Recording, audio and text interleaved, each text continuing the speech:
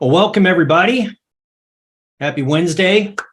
My name is Tony Saramatis with Truly Wow. We are ARA's marketing and communications partner, and I would like to welcome you to ARA's Continuing Education Series webinar for November. Before we get started, just a couple of real quick housekeeping items. We have everyone on mute to keep the background noise to a minimum. We've got a bunch of people on the call today, so we just want to make sure that the background noise is minimized. We encourage you to ask questions, and we've set aside some time at the tail end for Q&A. And to ask a question, I would ask that you please use the Q&A button at the bottom of your screen and not the comments button. The main reason being is because we'll take those questions in the order that we receive them, and it's just an easy way to make sure that we touch on every question. So be sure to use the Q&A button and not the comments button. So that being said, I'm going to hand things over to Tony Long, ARA's Executive Director, to kick things off. Tony, it's all yours. Thank you, Tony. Hi, everyone, and welcome to What We Know will be another informative webinar from the American Recovery Association. As ARA's new executive director, I may be an unfamiliar face to some of you, but my years of experience in various segments of the automotive industry gives me a great appreciation for what this organization does to provide its members with useful training and the information necessary to meet the rigors of today's marketplace. Well, you all know the story. The pandemic shutdown left us with only about 65% of active recovery agencies to accommodate an ever-increasing workload as delinquencies and repossessions continue to rise. Today's record inflation, higher taxes, and workforce shortages have many of our remaining agents struggling to make ends meet, and until someone invents a way to park automobiles on the cloud in cyberspace, the increased cost and availability associated with today's crazy real estate market is just one more straw on the camel's back. Considering we have this year's highest number of registrants for today's webinar, the topic of lot storage appears to strike a chord with many of you that have joined us. Today, we're honored to have Richard Warren, the first vice president of CBRE and an expert in this field, as our guest speaker. One of Richard's associates in our industry just happens to be ARA board member and president of International Recovery Systems, Jeremy Cross. I'll ask Jeremy to introduce our guest and help guide us through a conversation that will hopefully help all of us understand a very important cost factor and provide you with the best real estate strategy for your business. Jeremy, take it away. Well, thanks, Tony. I appreciate that. As most of you know, I'm pretty vocal when given the opportunity to speak on storage and the post repossession logistics problem that we currently have.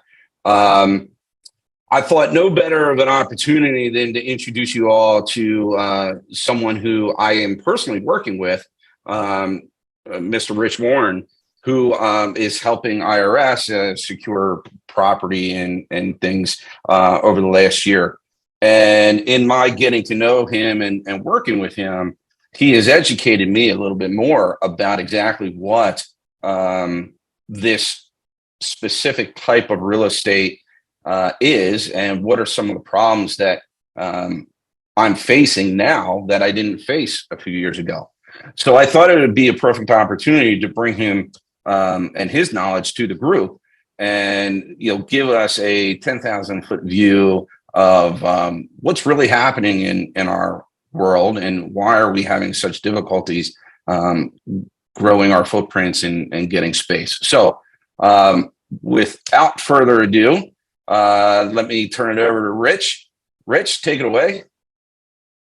Great. Thanks, Jeremy and Tony. I appreciate that intro. So thanks everyone for taking the time to sit through this. Just real quickly on background, I'm an industrial real estate specialist. I'm a real estate broker. Been in the business for over 30 years. And for in excess of 20 years, I've been working in a niche of the market that is now being called industrial outside storage, or IOS. And I'll warn you right up front, my industry, commercial real estate, loves its acronyms, and they're scattered throughout here. I'll do my best to explain everything here. And if I miss anything, I'm sure somebody can jump in and ask me about that. But I'd say no one short of NASA loves acronyms more than commercial real estate people. So the topic I have today is basically a high-level view of what is IOS, or industrial outside storage. And we broke it down into three areas. I'm going to start out with basically what is IOS, walk you through what the industry is considering this product type, and explain why it's in such demand right now. And this is a fairly new thing. From there, we'll move into what's been going on with IOS, and this leads into the things that impact availability and value. And then just kind of end up with a few recommendations of some things that we think you can do within your businesses to, manage the parking needs that you have. I'll start out here. So IOS is very new in terms of a recognized property type or niche within the greater industrial real estate market. It's been called by some very recently as a $200 billion opportunity, which is very large.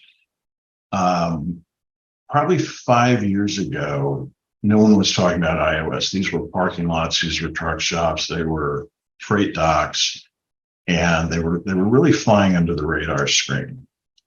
IOS is basically, the big picture to define it, it's industrial property. It has very large storage yards, very small buildings, and it's primarily used by transportation companies, service companies, rental companies for vehicles, cranes, construction equipment, and for the storage of material and equipment, and then, of course, storage of automobiles. IOS breaks out into really kind of four types within the bigger industry, and the types are defined or delineated really based on what I call the vertical improvements. So all of these properties have large usable storage yards, but when you get into the vertical or building improvements, they vary and the utility of the sites vary. So we break them down as essentially freight terminals. And you may have seen in the news lately the YRC bankruptcy. This is exactly what they are. These are slightly larger facilities. They're designed for less than truckload freight companies or logistics companies to be able to back multiple trucks up to a building and basically just move dock or freight from one truck onto another. So there's no storage of freight. They tend to be very long, narrow buildings. They can have anywhere from 20 truck high doors to 100 plus. They're used by freight and LTL companies, LTL being one of our acronyms, less than truckload freight. And they also do fleet parking. The next type is fairly similar, but these are service buildings. And the difference is, instead of having truck docks, we have grade level drive-in doors. They're used by companies like Penske Truck Leasing, United Rentals for their equipment. Contractors use them for their facilities, crane rental companies, industrial pump companies. And they're smaller buildings that could be 10 or 15,000 square feet. They'll have multiple service bays. They may have fuel on site. And then fleet parking is another big component. The next type of use or building is what we call building materials or service centers. These are going to be lumber companies, steel companies, companies that sell, for example, pipe that's used in infrastructure like sewer and water systems, those sorts of things. The buildings are going to be a little bigger. They could have drive-in doors or dock loading doors. And primarily, there's the difference is they store materials. There's some processing work can be done, especially with steel and lumber. But again, they have a relatively small building and a large area of outdoor storage space. And then the last type that we track or break things out into is storage yards or parking lots, which I'm sure everyone here is familiar with. These have very limited vertical improvements. It can be something as small as just a little bit of office space, maybe a covered area for storage of some materials. And they just tend to be graded, fenced, secured, paved at times. And they're simply used for parking of vehicles. This would also be like container yards. This particular property happens to sit over the Port of Wilmington in Delaware. It could be it's used for the export of used cars, but it could just as easily be used for storage of containers from shipping lines. So those are the basic types that the IOS niche breaks out into. And then the occupiers that use them again are transportation companies, construction companies, equipment rentals, similar industries. Here are some names of some of the bigger companies that you might recognize: Penske Truck Leasing, United Rentals, et cetera. You've seen these around. So this leads us into what's going on with IOS. And what's happened here is in the recent past, starting in the mid-2010s, some very large investment groups started to recognize that there was an opportunity within IOS. In the past, these properties had been largely locally owned or owned by the occupiers. It's not a property group where industrial developers would come into a market and say, hey, we need a bunch of parking lots, and we build them. So it's kind of flown under the radar screen. But when these investment groups started looking at it, they realized a number of things. One is that there's very limited supply. IOS properties tend to be assets that a lot of municipalities, for different reasons, don't like to have within their jurisdiction. They view them as perhaps unsightly. They don't have a lot of tax ratables that come with them. And they're just simply not the type of sexy real estate that municipalities encourage. There's a lot of barriers to entry, which I'll get into a little later, in terms of the hurdles that you have to go through to develop a new one of these properties. But that was also one of the reasons that the investment community liked it, because they're investing into a market where you're not likely to see a number of properties being constructed that would then kind of flood the market with availabilities and compete with you. And in addition, from an investor standpoint, you don't have big buildings, so you don't have a lot of things that require capital repairs. You don't have to replace roofs. You don't have air conditioning units that go out over a period of time and those sorts of things. So they were considered to be very stable assets in terms of not needing to put a bunch of additional capital into them. So that leads us kind of into a big picture look at what I would call the historical situation and ownership. And most IOS properties, again, they weren't built by developers. They were built by occupiers or users. And for a long time, these could be smaller local and regional companies. So you'll have a local truck service facility or a local equipment rental company. And they would, their business would grow, and over time they would develop their own property. So from a investor standpoint, this is what they would consider a fragmented market. Looking back historically, other examples of fragmented markets are things like self-storage. Self-storage started out as a local industry, local entrepreneurs. And eventually, Wall Street and institutional investors saw it as an opportunity and started going in and acquiring self-storage facilities. And then that led to them starting to develop facilities. And pretty soon you've got companies like Public Storage, large publicly traded storage companies. So this is a very similar opportunity. The investment groups that targeted it saw the fragmented ownership, saw the ability to roll up portfolios by acquiring individual properties and gain scale. And, they thought that was a very good opportunity. One of the things that has been a challenge and a benefit to them is there's a lack of market data available. When you go into the typical commercial real estate databases that we use within our industry to track property, you can't go in and search for a parking lot typically or outside storage facility because it's just simply not recognized. So that lack of market data, in a large degree, meant that there was a lack of understanding of the value of these properties, both for sale and for rent.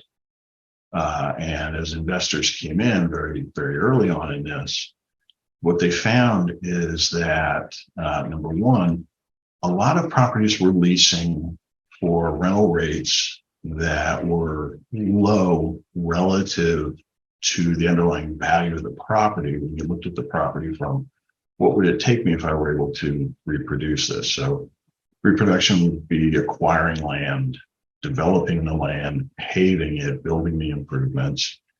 And very, very often you'll find rental rates that were 2 or 3 times lower than what the underlying value of the replacement cost of the real estate would be. And they saw that as an opportunity to acquire property that was not well understood. And then when the tenant that was in it relocated or needed to renew, there was basically an opportunity to bring the rent up to a higher market rate. And all of this meant that in the recent past, where money had been flooding into different markets and driving down rental or investment returns, that these companies could acquire these assets under the radar and basically generate at scale higher returns for their investors. So when they looked at what we talked about a minute ago about the limited availability and the difficulty of adding new supply, that just added fuel to the fire. And it's a scarce asset. And if anything, it becomes more scarce over time. You've got, what we call regulatory barriers to development. A lot of these sites were developed many, many years ago. The zoning ordinances today wouldn't necessarily allow you to build that same property on that same site. These are what we call non-conforming uses. So they're fine as long as someone's operating there, but you can have situations where a tenant will vacate and there's a possibility that the municipality could have the means within their zoning ordinance not to allow it to be reused for that type of use again.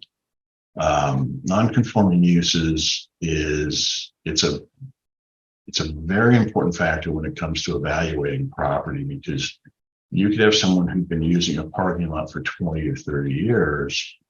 They leave, you move in, and you go to the municipality to get your certificate of occupancy or business license, and they can tell you, hey, you can't do what the last guy was doing because he was a non-conforming use. You have to bring a property up to conformance. And that can be kind of a sticky situation. Also, municipalities don't like these because they have very limited tax ratables, because you don't have big buildings that add a lot of value. So they tend to look at these sites within their boundaries as something that they would prefer to see redeveloped for what we call higher and better use, or HABU. You also find opposition from residents. And something we've seen a lot of with industrial in a lot of markets, specifically the last few years, as the Amazon effect has happened, and they've come into different areas and tried to develop these big warehouses on what was farmland. Is we've seen residents using the internet and social media to organize and basically oppose these. And the spillover effect, we had a situation on something we looked at for Jeremy where it wasn't a permitted use. The town told us that, and these towns, cities and towns and municipalities have some latitude within their ordinances to allow variances or certificates of occupancy that would be a non-conforming use. But the folks we were talking to said, hey, even if we were willing to do that, our residents would oppose it, and it's just simply a battle we're not willing to fight. So again, this is one of the things that has led to a limited availability and lack of any new supply. One of the other things is the high cost of site development work. Working with national users, we've always had some rules of thumb in terms of what they felt they had to pay to improve an acre of ground. So if they started with raw land, and you had to come in and grade it, put in infrastructure for stormwater retention, sewer, water, fencing, paving, those sorts of things. The rule of thumb we were using a few years ago, and I imagine it's even worse now, was a cost of about $300,000 per acre. So even in situations where you can acquire land that's relatively inexpensive, by the time you go through that process and you do your improvements to the site, you could find yourself easily into ground and the equivalent of $500,000 an acre at the low end, and it could be much, much more. Another factor that tended to reduce the supply, if anything, of available outside storage sites is they're seen by developers and municipalities as ideal redevelopment sites for a higher and better use. So it's not uncommon to see someone come in, buy an old truck terminal, tear down the building, and now they've got a 10-acre site that has a lot of value to them because a lot of those site improvements are already in place, and they'll build a big warehouse on it. It could be development for a warehouse. In certain areas where they've been gentrified, you could see redevelopment of these sites for things like residential or commercial. Over time, what happens is you have outside storage sites just going away one by one. And with the lack of new development, the supply actually gets smaller over time, which is different from most other commercial real estate asset types. Typically, warehouse developers, that market grows year after year. Same thing with office and retail and other types. But within outside storage, it's the opposite for the most part. It's very unusual to see new product developed unless it's a user coming in and doing it on their own behalf. And then the last factor there is many of these users, they have a trade area. It's similar to retail, where a retailer will say, hey, if I'm a restaurant or a retail store, my trade area is X miles from my location. And once I get outside that, someone's not likely to come to me. So I'll put another location in, and between them, we'll grow in that manner. Many iOS users, equipment rentals, truck rentals, container ports that need to be, or container facilities that need to be near a port, they don't have the option that other industrial users do, which is when industrial gets too expensive, you just simply go 20, 30 miles further out into the cornfields and you can, develop a facility. They have to stay within their trade area. They have to be near their customers. And, that's been a driver of limited availability because it means that the sites, unless a business, just simply strategically needs to go somewhere else, the business stays there. They stay there for a long time. So all of this has led to investors looking at this as a very desirable asset class, which then brings us into, with this recognition, specialized investors began going out for the first time and seeking institutional capital. And these, by institutional capital, I'm talking about Wall Street banks, pension funds, endowments, high net worth individuals, family offices, groups that have money to put to work and can write checks that are in the 10 to hundreds of millions of dollars. As of last year, we've been tracking these groups, and we've got in excess of 25 iOS-focused investment groups that between them have raised more than $4 billion and so far have aggregated in excess of $8 billion worth of real estate. I'll go back to that first slide I kind of opened up with. So our industry is considering this to be a $200 billion opportunity, which puts it up there with things like self-storage, manufactured housing. It's a huge opportunity. In one particular case, one of the very early movers was a Philadelphia-based company named Altera. Back in 2020, they went out and they raised their first fund, $300 million with JP Morgan. And they went out to acquire these properties. And typically what happens is they'll acquire them all cash. They'll get to a certain point, and then they'll go out and they'll put bank debt on it. And in most cases, they still have equity in the deal. So their down payment, as you call it, would be perhaps 30 or 35%. So that $300 million, by the time they leverage it with debt after the acquisition, equates to about $1 billion in total buying power. That was so successful that 2 years later, they went out and closed a $524 million fund. They were only seeking $400 million, but there was so much interest in it that they raised that number. And again, these are pension funds, endowments, foundations, et cetera. These are big Wall Street players. They've successfully placed that, or the bulk of that, and they're currently out raising $750 million for their third fund. So between the three funds, that's nearly $1.5 billion that one company has raised in roughly 3 years. They haven't closed this yet. They'll probably close it next year. But over the course of 3-4 years, $1.5 billion, which by the time you leverage it up, equates to $4 to $5 billion in total real estate. So it's a lot of money out there.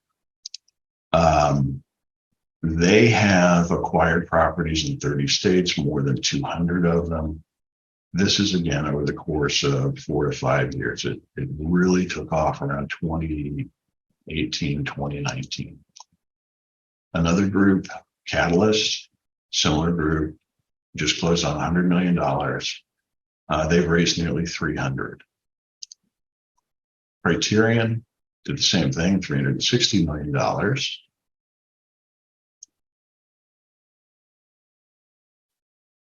This was Realterm. Realterm was one of the early players in this before anybody else.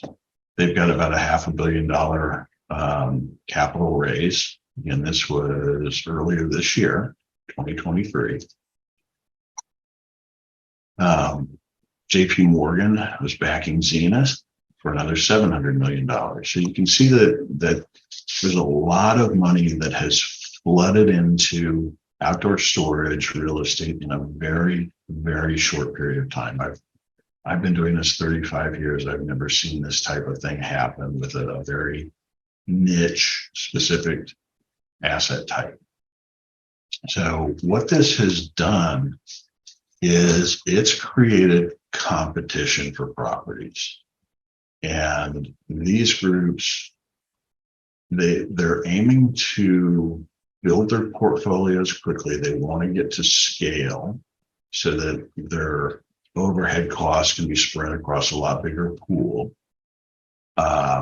Ultimately, I think a number of them are going to build up these portfolios of a few $1 billion, and you'll see several of them selling them at a profit to someone like a JP Morgan or one of the private equity groups. And then all of a sudden you'll have, a group out there that has a portfolio of these things that's $5 or $10 billion under one roof.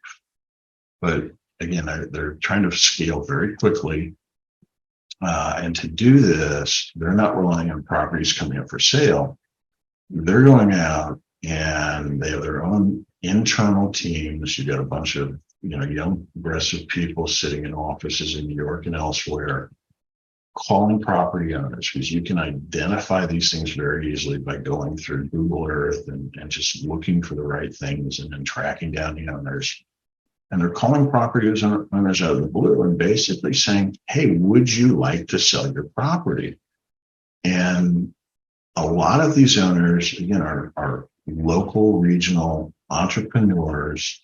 They may have been in that property for 20 years. They may have spent very little on it back when they bought it because there wasn't this type of demand.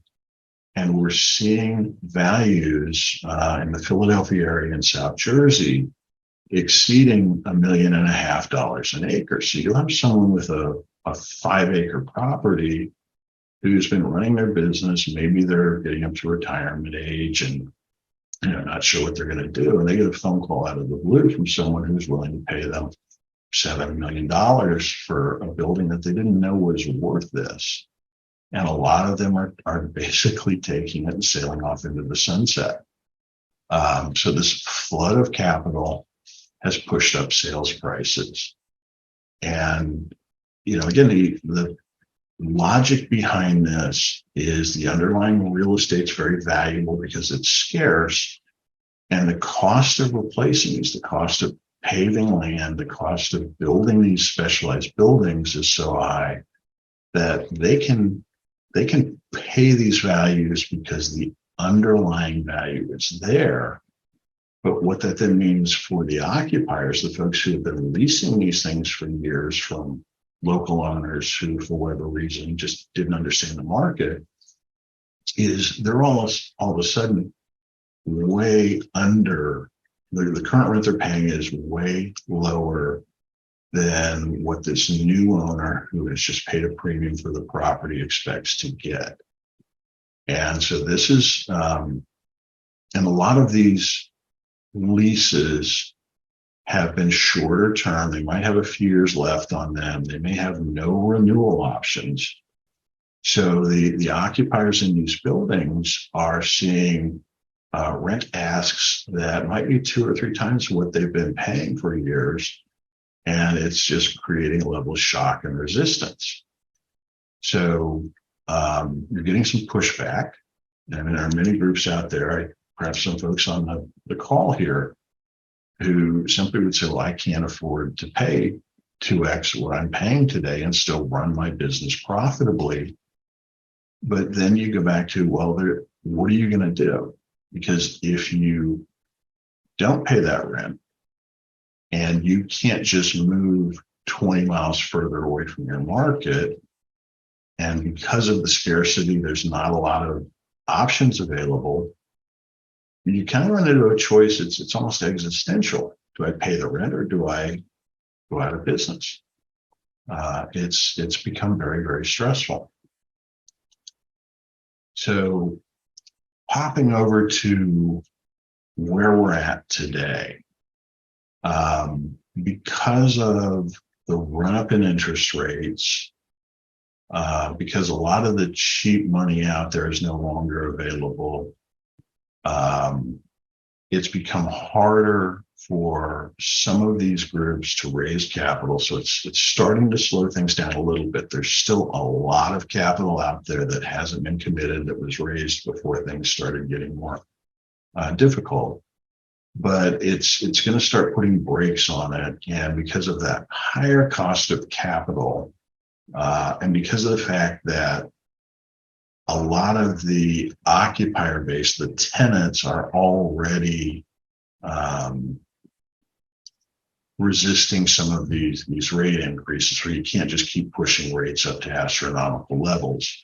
What that's going to mean, I think, over time is the prices that they're able to offer to existing owners who haven't sold already are going to have to come down. Because of that higher cost of capital, they can't pay as much and still hit their ultimate return goals on these. So we're going to see some tempering of that. That said, the underlying factors that create the value are still there. We've still got scarcity. We're still not going to see, new supply. You're still going to see some properties going away because they're being redeveloped for different uses. We're kind of in a situation now where many of the owners who a few years ago didn't recognize the value of the property they were sitting on, they do now. And, they, even if they're not willing to sell, and they've got a tenant they've had on our property for a number of years, they're armed with the information to say, hey, I know you don't have a lot of options out there. And I know if you did go down the street, they'd want 2 times the rent I'm charging you here. So I'll let you renew, but your rent's still going to have to go up by 50%. So I think we're going to see a lot of that. And mark to market is just that. This is a situation where owners are saying, hey, I get you were paying X for the last 10 years. The market's moved. We need to mark your rent up to market. One of the challenges that impacts both occupiers and users goes back to the zoning, because in some cases, when occupiers leave these properties and someone else comes in to do the same thing, perhaps they could run into that non-conforming use where a municipality says, yeah, you were a parking lot for 20 years, but that was non-conforming. You're not zoned for it. So we're either going to not let you be a parking lot going forward, or we're going to make you do things like stormwater mitigation. We're going to make you put in paving. We're going to, instead of being able to use 80% of the property, we're going to limit you to 60%, which our ordinance now requires. So there are a lot of challenges out there, but I think we are reaching an equilibrium and a little bit of a softening, and some of the foam has come off the top of this market.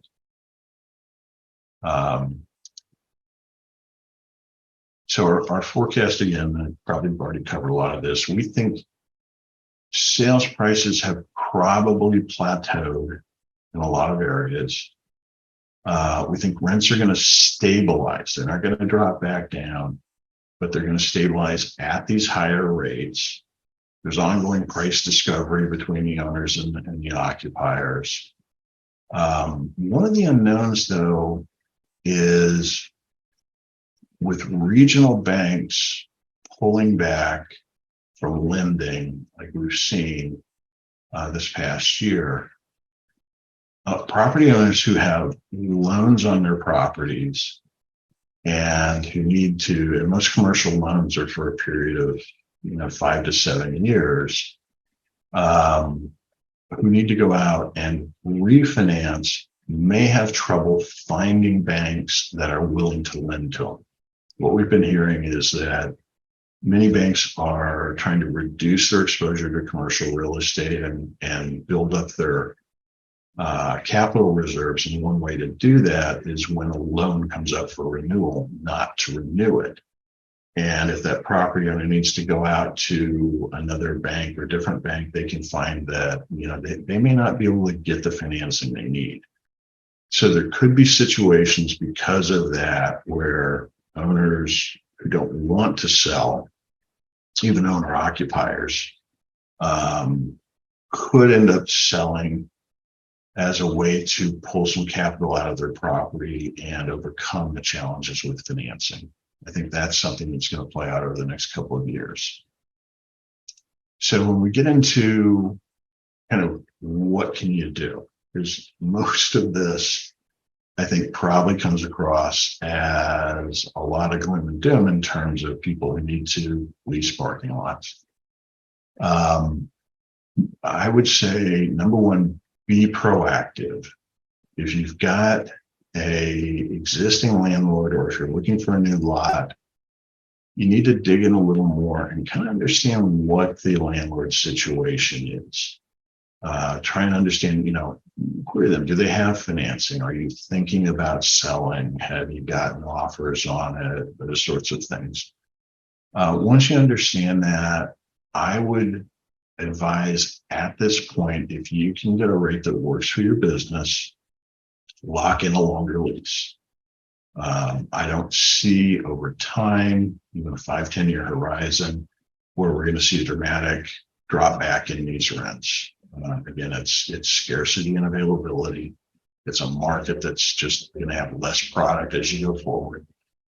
Even if your lease isn't ready for renewal, we have a strategy we use, we call blend and extend, that says, okay, we all recognize I'm paying you $4,000 a month now. That's probably under market. And I've got a lease that's still got 3, 4, 5 years left on it. So there's nothing you can do. If you'll give me more term, I'll increase the rent I'm paying you today by some amount. So not bring it up to, the double the rent that the market might command, but I'll meet you somewhere in the middle. So you're getting something out of it. And in return, I get longer lease term. If you can do these things, then the other recommendation is, if possible, especially if your current landlord doesn't understand what's happening in the market, talk to them and secure additional renewal options, and make sure the renewal options are fixed price and not fair market. So I'll pay you 10% more at my next renewal, instead of taking the risk that a fair market rent might cause my rent to double. Another obvious way to approach this is own your own real estate. There should be opportunities to do this, especially if banks start ending up with some loans where they can't refinance. A lot of times companies look at it as not the best place to put their capital. You can get a higher return on capital by investing it in your business versus real estate. These are strategic assets. If, in a lot of cases, if you lose this facility, you could be out of business in a particular market. So I think it behooves you to look at purchasing, if at all possible, and controlling your own fate. And then the last thing I would say is, and this will be real hit and miss and market by market, but consider mergers and acquisitions, because there may be other operators, smaller operators, who own real estate, who are reaching retirement age, and would be happy to sell their business, even if it's not a particularly profitable business, sell the business in return for retaining the real estate and having you lease it from them long term. That gets them an exit, gets them something out of their business operations, but then also gives them a long-term passive income stream. And I think there's an opportunity there in certain situations. Again, if you do this, protect yourself by getting multiple fixed price renewal options, and going back to our acronyms, right of first refusal to purchase. So those would be ways to protect your business long-term, stabilize this, and try and avoid some of the worst impacts. And with that, Jeremy, I think I've kind of covered everything I was hoping to say. Well, thanks for that, Rich. I have a few questions, while everybody else might take a minute to type in any questions that they would have. Some of the questions that we've had, you and I have had in our private conversations, probably are warranted here. One of the things that jumps off the page to me the most was the three things that are actually causing the competition. The overall price increase because over the last few years with the money going in, big institutions buying up all the land, the purchase and seeking of off-market properties, which obviously is something that most small companies can't go bird dog themselves, right? And now then the local government aspect is really a trifecta of barriers to enter in this space. Are you seeing this? Is this more of an issue in a given metro area, or is it rural too, or is it something across that you can apply to every locale in the country? Yeah, good question. So generally speaking, the large iOS investors started out focusing on major metro areas. So, Philadelphia, North Jersey, South Jersey, Wilmington in our market. You work your way down the coast, Baltimore. They love these coastal markets that are densely developed, where you don't have a lot of vacant land, greenfield land. And they love markets that have a lot of drivers of activity for iOS users. And those could be the markets with ports, Miami, Fort Lauderdale, Charleston, Savannah, those sorts of things on the East Coast, and on the West Coast, obviously Southern California, Seattle, Portland, those sorts of markets. So it started there. And that was a lot while they were getting their feet wet, because they were still earning credibility and proving out their investment thesis. And when everyone realized that, yes, what you're telling me is accurate, that you can go do these things and they have the types of returns we're expecting, then they started moving into what I call like secondary markets, inland markets, so Nashville, Dallas, and Atlanta's always been a great market, but even Detroit, Phoenix, those areas. So all of those markets have seen this.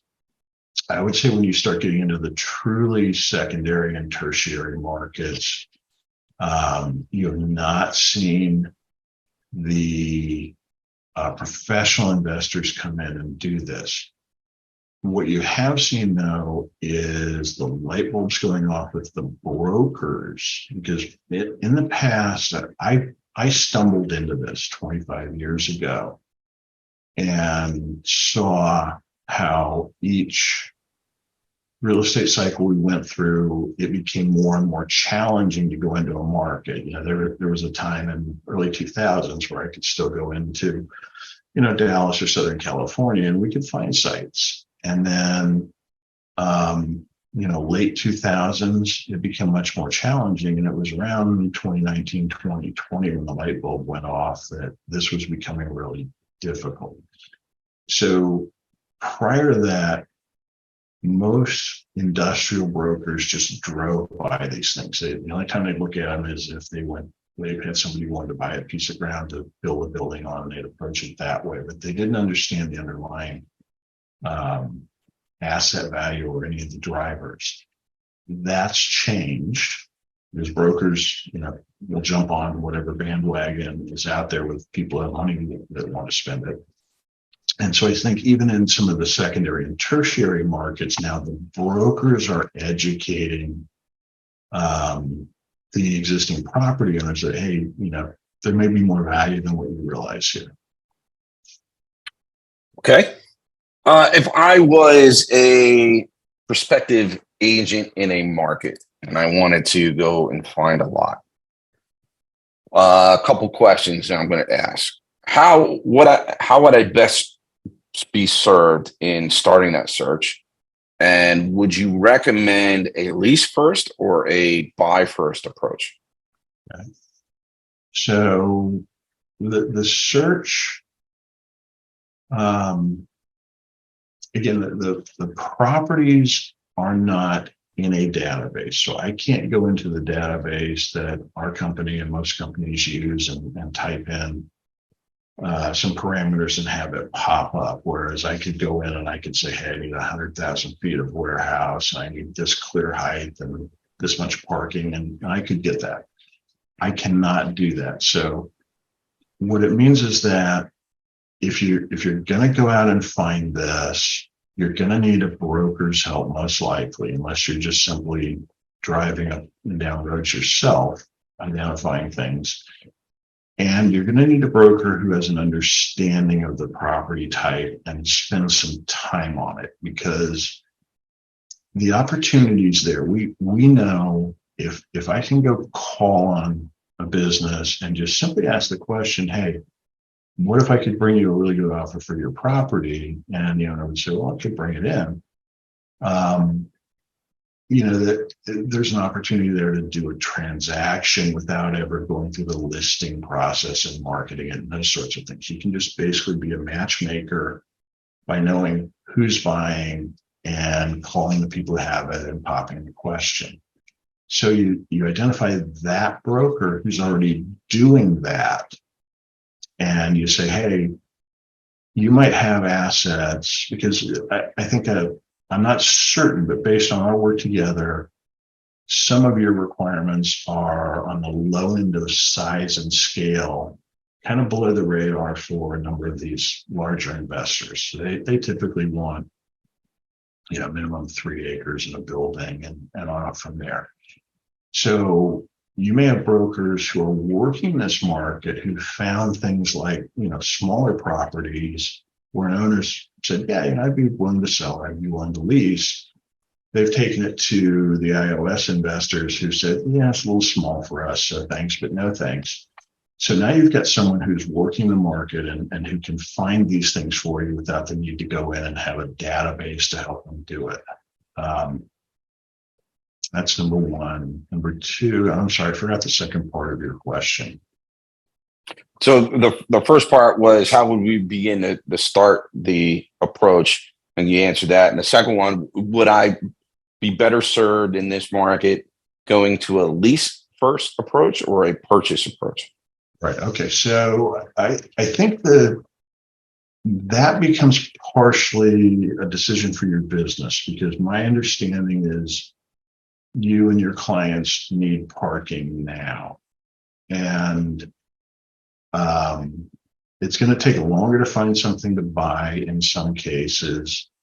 So I think if there's a business case that says, hey, I can lease something and I can pay the market rate, and for the next 2-3 years, I can, I see the business coming in to support that, then I would say focus on a lease first, because that gets your business what it needs to continue operating. Purchases are typically going to take longer to find and close. You could find the right site if you get lucky, negotiate a lease, execute it, and be in occupancy in 60 days. If you're going to purchase something, especially because I'll go back to the bank financing, if you need financing, it may, unless you've got a very, very good relationship with a lender, it could be very difficult to get it right now. And then you still have to go through due diligence. You have to do the environmental due diligence, title, everything else. It takes more time, and you tend to run into more snags. So it can certainly take longer to find and acquire a property. So let's assume that I find a property and I want to move in, and I have to go through the entire process, identify a property, get the permitting, even if I'm leasing, get the permitting, make it livable, usable, and start. In your experience, how long does that usually take? So some of that will depend on the condition of the property to start with. So for greenfield sites, basically undeveloped land, that's a 12 to 18 month process. And it could be longer, because you'll you'll go in, you'll have to go through land development approvals, which could include things like stormwater management, state approvals in some places. You have to do wetlands delineations to make sure you don't have a frog of some type that lives on the site. It's very entailed. You could easily spend 6 to 9 months just going through that municipal approval process. And you could easily spend, best case 6 to 9 months doing construction work. It's a lot of things are slow now. So I would say greenfield sites are very difficult. If you come across something, and I'll go back to something we talked about briefly, zoning is the number one hurdle. Municipalities use zoning as a way to control development within their boundaries, and it's a way to prevent things that they don't want. And because of that, a lot of zoning ordinances can be very vague as to what's approved within a particular zoning classification. Often, parking is simply not a use that they define. It can be an accessory use. So they might say, hey, you could build a dry cleaner and you need parking. So here's parking as an accessory use is approved if you do a dry cleaners or some other use like that. But when you go in and say, I just want, especially if you're saying, I want a gravel lot, I want some lights, I want 6-foot chain link with, razor wire, and I'm going to have people coming in 24/7 dropping off cars. That's not typically going to be a use that they have classified as approvable by right within a zoning category. So now that opens up a non-conforming use, which means you have to go in for a conditional use permit. And that gives the municipality the ability to basically say, well, we think your use fits closest to this one. But you have to then go through perhaps several different meetings, a zoning hearing board, different, it could be a county commission or a township board. You have to go through a number of meetings, and it just becomes very challenging. So going back to, if you're going to take that approach, the first thing to do is get as much information about the zoning as possible. And that could entail, in the best of case, you'd have either a zoning attorney working on your behalf or even a civil engineer, because these are not clear cut. They can get things done that the typical layman can't, but they can also tell you early on the likelihood that you're going to get something approved, because you could go into a zoning approval process and spend tens of thousands of dollars only to find out you're not going to get the approvals you need. Well, thanks for that, Rich. That is the last question I have. Tony, is there questions from the audience, the group? Yeah. We've got one. I know we are at the top of the hour, so we want to be respectful of everybody's time. I just want to remind you that we're going to be sending out a recording of the webinar, so just be looking for that. But if you want to stick around, we've got 1 or 2 questions that we can cover. Rich, are you okay with your time? I have as much time as you need. All right. So you touched on zoning. Do you see that zoning or market control by these investor groups as the biggest barrier in terms of affordability for the average business owner, the average recovery agent? Would affordability be the biggest issue? I think so.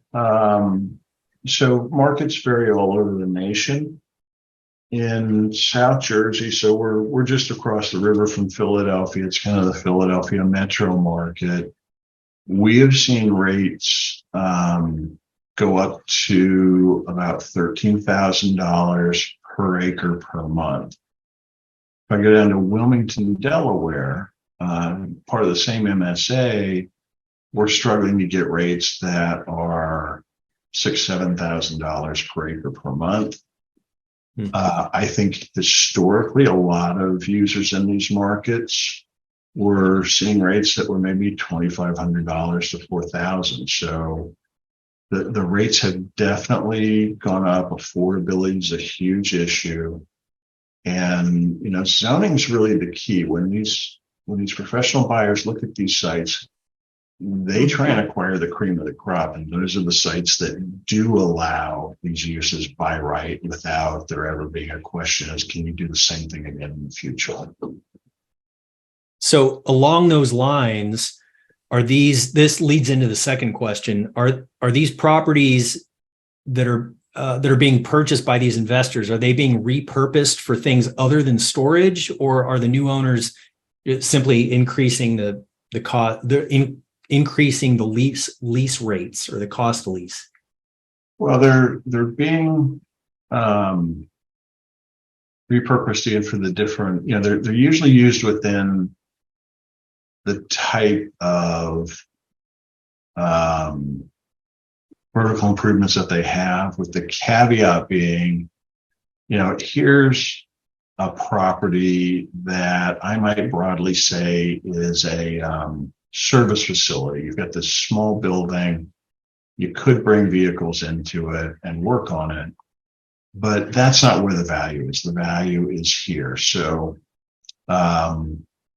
what these investors are buying is the land, and then the existing improvements can lead them to, okay, who's going to pay the most for this? So if there's an existing service facility on it, but somebody wanted to come along and say, hey, I don't really need the building, I just want to lease the land, they'll do that all day long. But this property obviously has capabilities that this one doesn't, if what you need is a service facility. Yeah. Okay. All right. Well, that's all the questions from the audience. So what I'll do then, Rich, thank you. Jeremy, thank you for coordinating this. And I will turn it back over to our executive director, Tony Long, to close us out. Tony, it's all yours. Thank you, Tony and Jeremy, and to our guest speaker, Richard Warren. Very enlightening when you think about this being probably one of the most cost to most of our business on the bottom line, and with the hesitancy to pay storage and the other pressure on fees, it makes it really tough. And it's important that you have the right information and strategy, lease, buy, where to go. These are all very important things. And I just, again, thank Richard for helping us on this. We especially thank our audience for joining us and remind you there's never been a better time to join the American Recovery Association. We hope you've already made plans to join us for the North American Repossessors Summit on April the 11th and 12th at the beautiful Signia by Hilton Orlando Bonnet Creek in sunny Florida. It's going to be a great meeting. ARA membership and contact information can be found at repo.com, and you can register today for the NARS, the NARS conference, by visiting reposummit.org. Thanks again, and we'll see you next time.